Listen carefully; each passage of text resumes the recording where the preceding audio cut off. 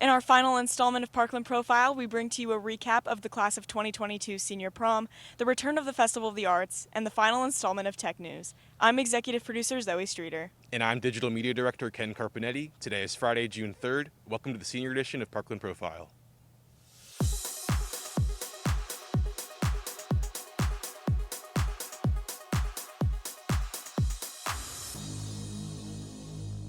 For the final installment of Tech News, Ethan Silver is here with some fast facts and information about the world of tech. I'm high school sophomore and diehard tech enthusiast Ethan Silver. This is your Tech News recap for Parkland Profile. We're starting off today with a significant change to Apple's lineup. Instead of adding stuff, they're actually removing something. That something is the iPod Touch, and marks the final time the iPod will be sold after 20 years. The iPod was a revolutionary device for its time, and changed the way we listen to music. Apple seems to realize this too, because we usually don't get a full-on press release to let us know they're dropping a product. Of course, Mr. Tim Cook doesn't skip an opportunity to advertise more of their newer devices. But come on, we all know that a HomePod won't replace an iPod. And as a little celebration of specifically the iPod Touch, I've got two versions with me right now. This is the original, the one that started it all, and this is the 5th generation version, which, might I add, is so light by today's standards. You don't really realize how big today's phones are, but here we are. But of course, dwelling on the past is a lost cause. But looking into the past is a different story. 27,000 light years to be precise. What I'm trying to say is that we got our second picture ever of a black hole. Last time we got to see M87, but this time the picture is of the supermassive black hole in the middle of our very own Milky Way galaxy. It's called Sagittarius A star, and the photo was taken using a variety of different techniques, from using different frequencies of light and compiling a lot of images together taken from all across the globe. It's so cool to see us acquire more information about outer space, and especially about black holes. Oh, and speaking of information, Google held its I/O developer event and showcased a little more than we were expecting. First, however, they started off with something a little more obvious: Android 13. We all saw it coming, and it's honestly just a more refined version of the last update. But what it didn't bring back was Google Wallet. And this is not their first attempt at a payment system, and it's actually more like their fourth. And this trend of bringing back things from seemingly nowhere continues throughout the entire keynote. Then they brought back wearable devices with the Pixel Watch, and we're probably seeing the result of Google's acquisition of Fitbit way back when. The tech giant then went on to announce the Pixel Buds Pro, Pixel 6a, their more budget option for a flagship phone, and the Pixel 7 and 7 Pro flagships. Bringing back yet another device, Google is trying its hand at tablet making once again. I guess they're hoping to compete with the iPad with the new Pixel tablet, but it's just wishful thinking once again. Alright, remember at the beginning of the year when Facebook partnered with Ray-Ban to create glasses with a camera in them? And I laughed and said that it wasn't as bad as Google Glass. Well, Google Glass is back. Somehow. Their final announcement at the event was a brand new, never thought of, or announced, or advertised, or failed pair of AR glasses. I will say the design is actually presentable out in public, and using its translating features, it can actually be a compelling tool. Don't get your hopes up too high though, as it has no confirmed release date and is pretty much just a concept. Oh well, we'll get Google Glass someday. And that's it for this Tech News recap. We covered the end of a music-filled era for Apple, an impressive image showcasing a black hole, and a look into what Google has been working on. I'm Ethan Silver, and thanks for watching. Thanks, Ethan. This past month, the A-Wing hosted its annual Festival of the Arts, the first one to be held since 2019. Kendall Samley is here with a recap of the event.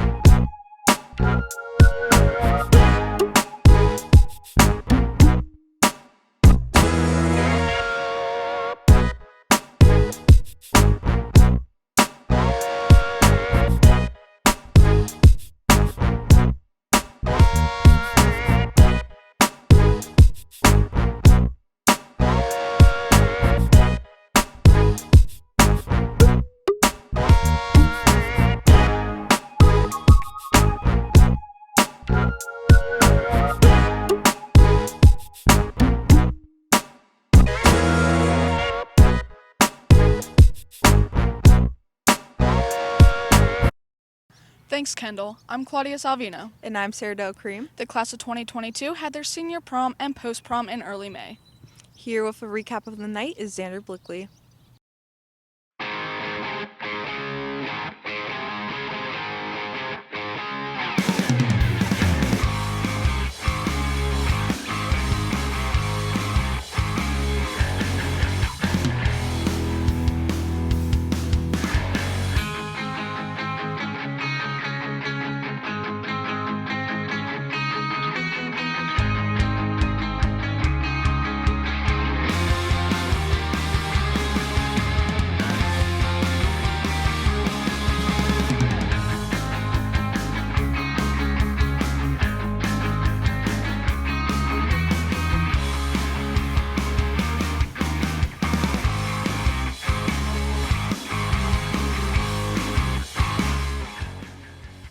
And your senior for the senior class, 2022. Noah Brody and Hannah Yang.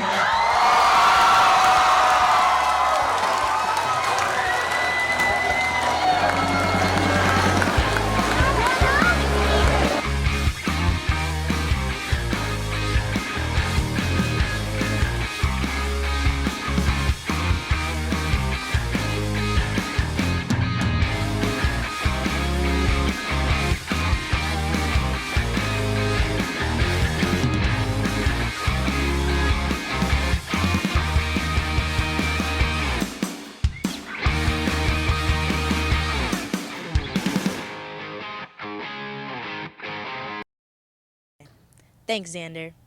I'm Amanda Cohan. And I'm Alondra Reyes. Curious about how your fellow students feel about hot topics? Bradley Kuntz took to the hallways to ask the burning questions.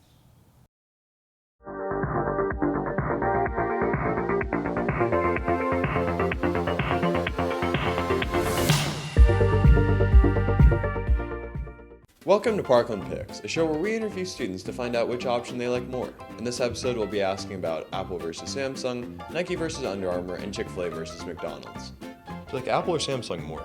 Oh, I'm an Apple guy. Apple. Apple. Apple. I would have to say that I prefer Apple over Android just because nobody likes green text bubbles. Apple. Apple. Samsung. Apple. Apple. Apple. Apple all day. Samsung. Oh, Apple. Samsung. Apple. Apple. Do you like Nike or Under Armour more? I love Nike. Nike. Nike. Nike. Nike's more innovative. Nike. Nike. Under Armour. I have it on right now. Nike. Nike. Nike. Nike. Nike all the way. Nike. Under Armour. Nike. Nike. Nike. Chick-fil-A or McDonald's? I prefer Chick-fil-A. Chick-fil-A. Chick-fil-A. I'll go Chick-fil-A. Chick-fil-A. Chick-fil-A. McDonald's. McDonald's. Chick-fil-A. McDonald's. Chick-fil-A. Chick-fil-A. I gotta go with Chick-fil-A. Chick-fil-A. McDonald's, easily. Chick-fil-A. You know, Chick-fil-A be kind of expensive, so we're going to have to go with McDonald's. McDonald's, there's a shorter line. Thank you. Yeah.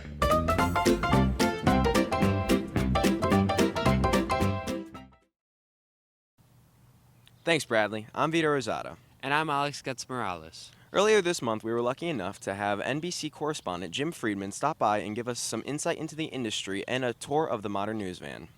Xander Blickley is here with a recap of the day. From Alex to Xander, let's hear all about it. Hi, this is Kira Finkel interviewing with Parkland TV. We are interviewing Jim Friedman from Channel 10.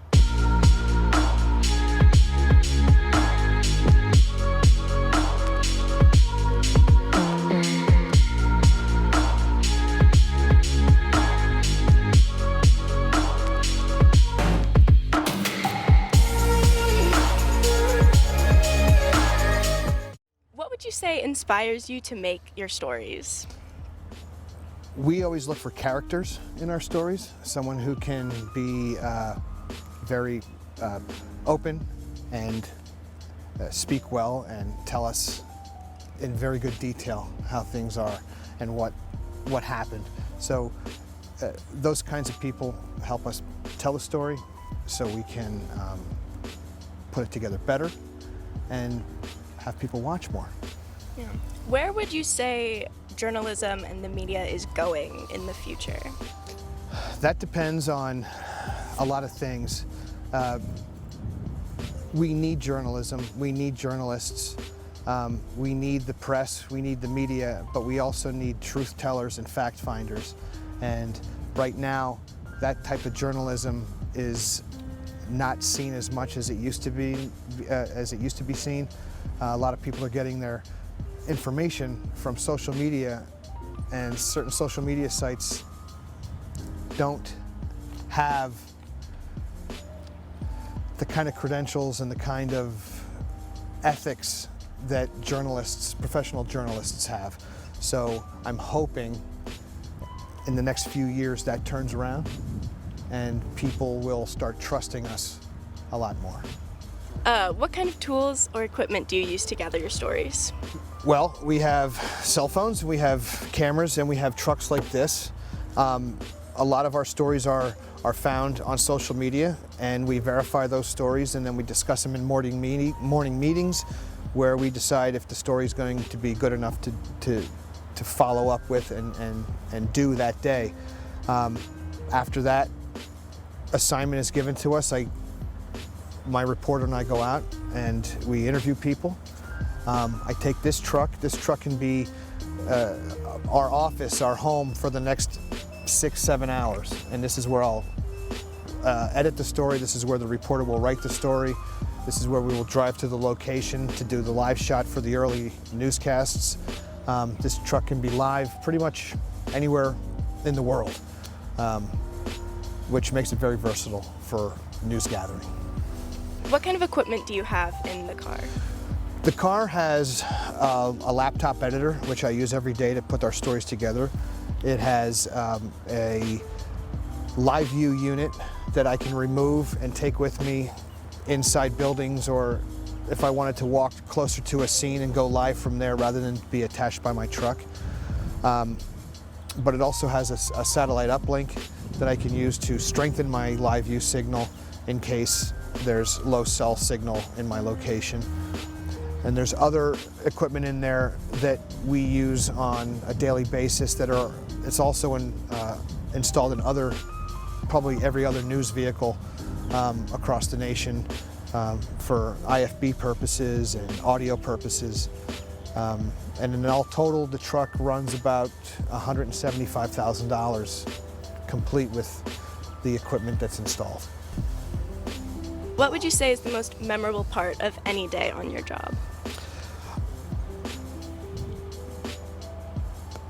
I would say on a daily basis, just being able to produce a story that is compelling, to obviously get our facts straight, and to produce a story that's true and unbiased, and to meet that deadline, our daily deadline of 1 or 2 stories for our early newscasts. That's always a good day.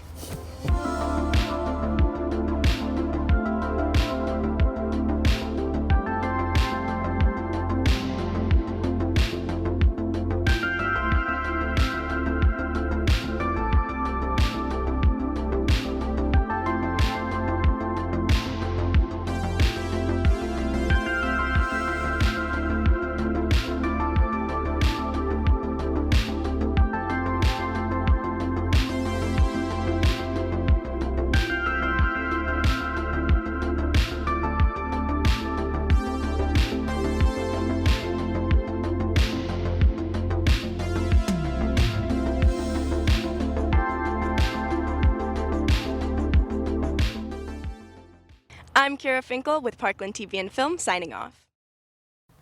Thanks again, Xander. I'm Danny Franzone. And I'm Luis Maldonado. June 1st marked the beginning of Pride Month, celebrated annually as a recognition of the rights and history of the LGBTQ+ community. Now here's Callie Seckler and Eric Wood with some quick facts about Pride Month. I'm news correspondent Callie Seckler. In 1924, the Society of Human Rights was founded by Henry Gerber, a German immigrant. Henry served in the U.S. Army in World War I, and during this time he was inspired by the Scientific Humanitarian Committee, a homosexual emancipation group in Germany, to create his own organization. The Society of Human Rights published its newsletter, Friendship and Freedom, which served to be the country's first gay-interested newsletter. The group was unfortunately disbanded in 1925, caused by police raids. And I'm news correspondent Eric Wood. In 1928, Radcliffe Hall published her lesbian-themed novel, The Well of Loneliness, which was immensely controversial in her time. During the time period of Nazi Germany, homosexual men were branded with a pink triangle in concentration camps. These pink triangles were also used to brand sexual predators, which made homosexual men seem on the same level as sexual predators. Before the Nazi Party came to power, gay communities were flourishing in Germany, despite the fact that gay relations between men was criminalized. Once Nazis were in power, gay communities were harassed and destroyed. There was a campaign made against male homosexuality to persecute any man who had relations with another man. Nazi Germany was very dangerous for gay men. Later, in the 1950s, the Mattachine Foundation, one of the U.S.'s first gay rights groups, was founded by Harry Hay that sought to improve the lives of gay men. It was originally small, but after a member named Dale Jennings was arrested, it started to expand. After his release, Dale Jennings founded his own organization named One Inc. that also allowed women. One Inc. was the country's first pro-gay magazine. The U.S. Postal Office declared the One Inc. was obscene and refused to deliver it, but after taking it to court, One Inc. won the lawsuit against them. Although there had been much progress with the LGBTQ+ community, many of the members in this community had endured harassment and persecution. This includes being denied services in bars and restaurants, or being forced to sit facing away from the other customers. Similar to the sit-in protest held in the 1960s, there were sip-in protests at bars where LGBTQ individuals would declare themselves gay and wait to be turned away in order for them to sue the owners. As this movement gained publicity, there was a prompt reversal of the anti-gay liquor law. Soon after, the Stonewall riots occurred in 1969. It started when police raided a gay club in New York City called the Stonewall Inn. This was a place that acted as a refuge for many LGBTQ+ members. During the raid, a police officer hit a lesbian over the head to force her into the car. She shouted loud enough for others to hear, and thus ensued the violence. There were pennies, bottles, cobblestones, and other objects thrown at the police. In the next few minutes, riots involving hundreds of people would be the start of the next 5 days of riots. Police were barricaded, but once the mob could break through, they tried to set it on fire. The fire department and riot squads were able to contain the fire, rescue individuals inside Stonewall, and disperse the crowds. For the next few days, thousands of people protested. The impact of these riots were immense. The members of the LGBTQ+ community were tired of being harassed and discriminated against by the police. There were gay rights organizations created and a spike in activism for the cause. A year later, on the anniversary of the Stonewall riots, the streets were marched upon by thousands of people from Manhattan to the Stonewall Inn to Central Park. Their official chant was "Say it loud, gay is proud." Since 2016, the Stonewall Inn, Christopher Park, and the streets and sidewalks surrounding it have been recognized as national monuments. And now over to the GSA. I'm the vice president here at GSA. So what Pride Month means to me is it means accepting and supporting our fellow LGBTQ+ members and trying to advance and promote legislature and rights for people in our community. It's also about being seen and validating the people in our community rather than covering up and trying to invalidate. So I think what Pride Month means to me is not just being prideful about who we are and accepting our friends, but it also means fighting for other people to have that same opportunity. My name is Josh Anderson. I am a member of the GSA. What Pride Month means to me is basically it's a way to feel more open compared to how you normally would. People feel less afraid, they feel less pressured to be this one thing. When in Pride Month, everybody's screaming about it, so you feel more open to do it. I've seen more people come out in June than any other time of the year because it just feels more acceptable, and that's what we need year-round. Personally, I feel like Pride Month is a time where people who feel scared or nervous about their identity can come together with many people of that community and feel accepted. Hi, I'm Aurora Gery, and I'm the in-school advisor for the GSA Club. I'm an ally here in the club, and I think it's very important that we get other allies involved in the Gay-Straight Alliance so that we get more people involved with awareness for better help of integrating both communities of whatever you identify as to if you identify as straight or cis or whatever, just to be more accepting of those around us and help our communities be more comfortable with one another and just overall have fun.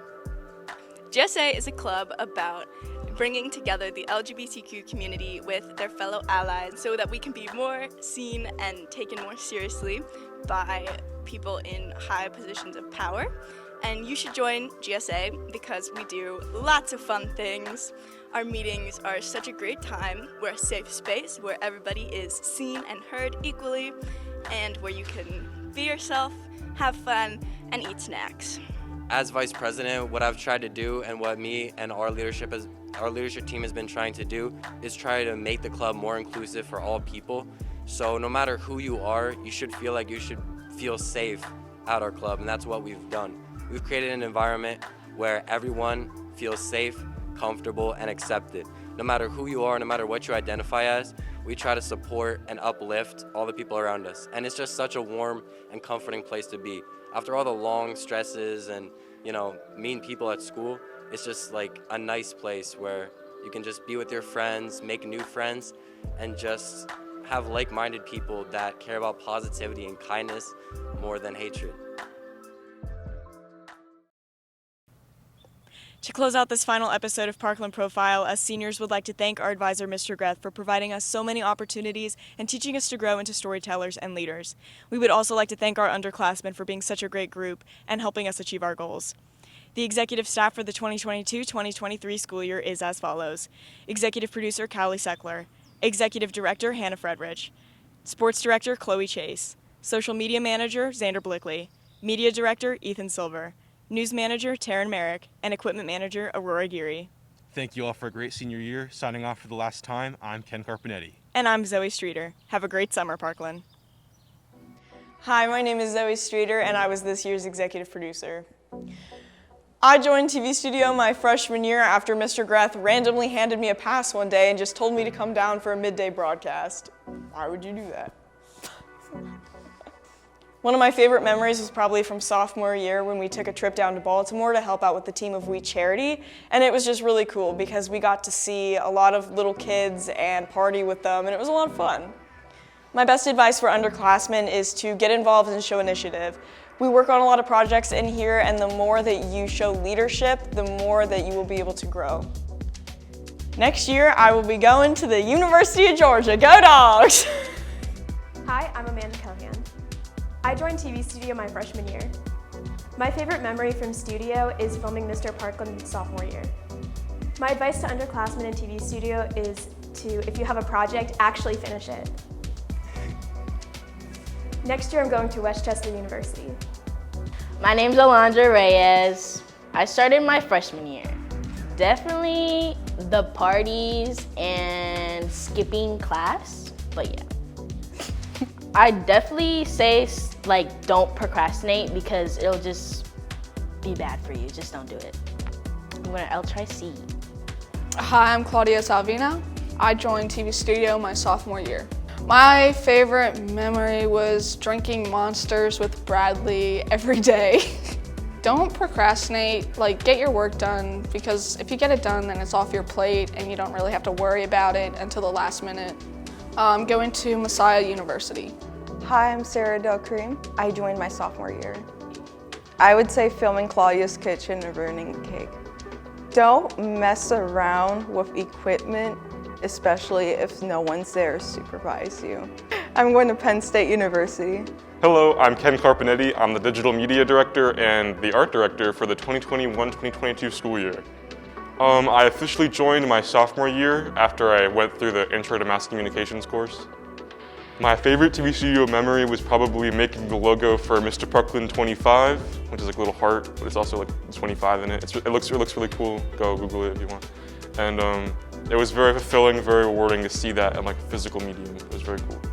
My advice for underclassmen is if you want to do something and you don't really have the proficiency in it or the skill, put in the hours, put in the work, go on YouTube, search tutorials, I don't know, you want to do vector illustration or After Effects work. There's tons of resources for you to learn. You just got to put in the time, put in the effort, and you'll be great. I believe in you. Next year, I'll be down in State College or up in State College. I'm directionally challenged, pursuing a degree in digital art and media design, and also human-centered design and development. I am Louis Maldonado, sophomore, doing sophomore year. Probably STN or 2022 STN. Learn how to use TriCaster, please, somebody. I'm going to L-Tri-C. I am Alex Getz-Morales. I joined in 2019, towards the end of my freshman year. My favorite TV studio memory would probably be the 2019 Studio New York trip. That was fun. I'm not sure I have much other than make sure to color grade your stuff. It makes it look much better. And, you know, just work on projects you like. Don't take too much on at once, and always strive to be better. Always strive to learn something when you're editing. Don't just edit for the sake of getting it done.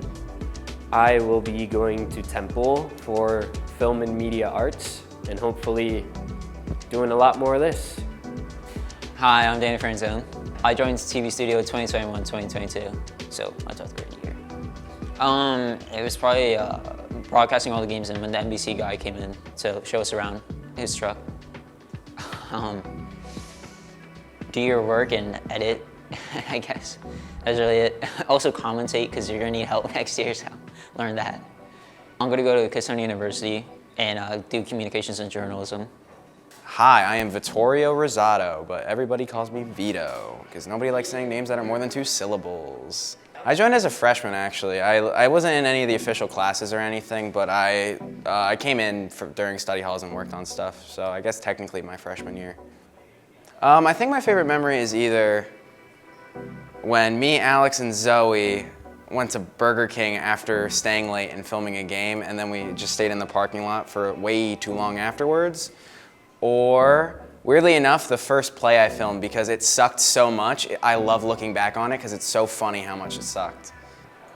Be funny. To pursue higher education. I'm doing my gen eds at L-Tri-C, and then I'll transfer to like an actual college after that. So, that's it.